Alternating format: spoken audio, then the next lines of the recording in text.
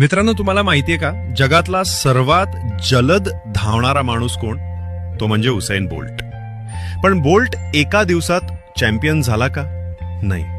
त्यानं दररोज आपल्या लिमिटपेक्षा जास्त धावून दुखणं सहन केलं, घाम गाळला, अपयश झेललं, मगच तो वर्ल्ड रेकॉर्ड होल्डर बनला. बोल्टने एकदा एका मुलाखतीत सांगितलं होतं, मी 9 सेकंदात रेस जिंकतो, पण त्यामागे 9 वर्षाचा ट्रेनिंग आहे. हेच पोलीस भरतीमध्ये.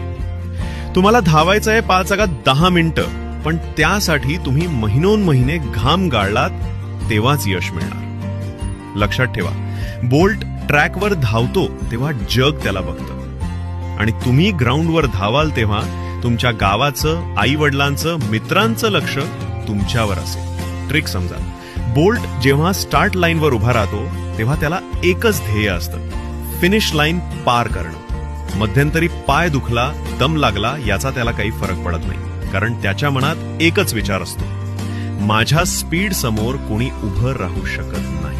मित्रांनो, तुम्हालाही बोल्ट सारखं ठरवायचंय, मी धावणार, थांबणार नाही, आणि पोलीस युनिफॉर्म मिळवूनच राहणार. आणि एक दिवस हा युनिफॉर्म अंगावर आल्यावर संपूर्ण गाव तुमच्याकडे बघून उभं राहील आणि सलाम करून म्हणेल, हाय आमचा पोलीस.